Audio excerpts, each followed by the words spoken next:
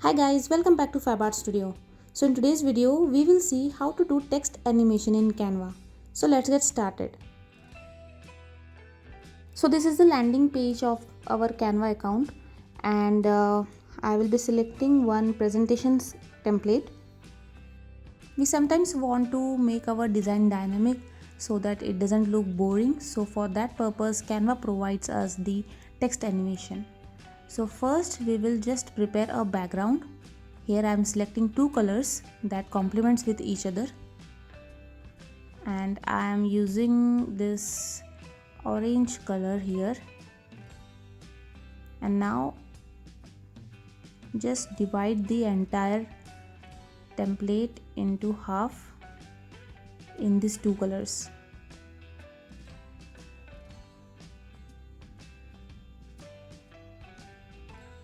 So this is it. Now I will just write some random text over here. So let's write FabArts Studio. I will be using this glow option here.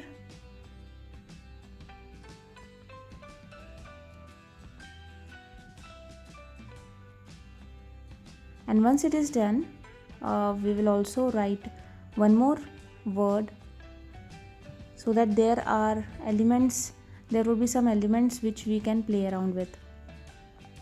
So right now we have two elements, that is FabArts and Studio, that like two text elements.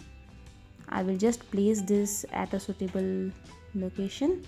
I guess this is the best, yeah. And I will just change the color for the studio word a bit. I guess yellow suits the most. And now we will actually add the animation. You just have to select the word, click on animate, and here you will see so many options on the left panel. So this is block, breathe, fade, pan. So you can just play around with these all the combinations, and you can choose whichever you like the most. So right now both of our words are animated, and you just have to take care while downloading the design. You just have to download it in MP4 video or GIF format. So let me show you. Once it is downloaded,